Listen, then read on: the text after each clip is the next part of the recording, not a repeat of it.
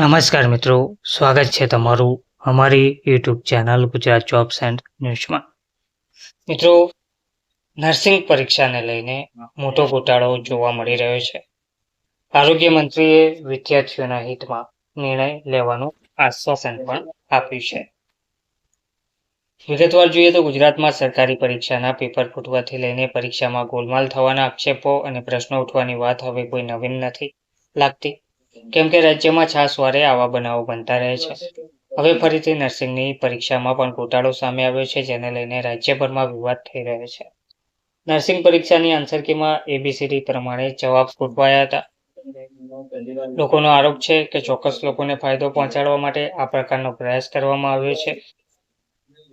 તો પરિણામે Gujarat technical university અને રાજ્ય આરોગ્ય વિભાગ શંકાના ઘેરામાં મુકાયું છે. આ દરમિયાન CTUએ આ સમગ્ર મામલે રાજ્ય આરોગ્ય વિભાગને એક રિપોર્ટ સુપરત કર્યો છે. આ મુદ્દે ગુરુવારના રોજ 13 ફેબ્રુઆરી એટલે કે આજે આરોગ્ય મંત્રીની અધ્યક્ષતામાં બેઠક કરવામાં આવી હતી, જેમાં વિદ્યાર્થીઓના હિતમાં નિર્ણય લેવાની વાત કરવામાં આવી છે.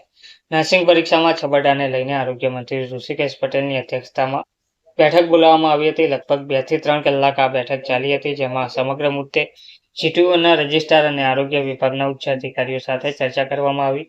આરોગ્ય વિભાગના ઉચ્ચ અધિકારીઓમાં તૃપ્તિ દેસાઈ અને આરોગ્ય કમિશનર હર્ષદ પટેલ આ બેઠકમાં હાજર રહ્યા હતા.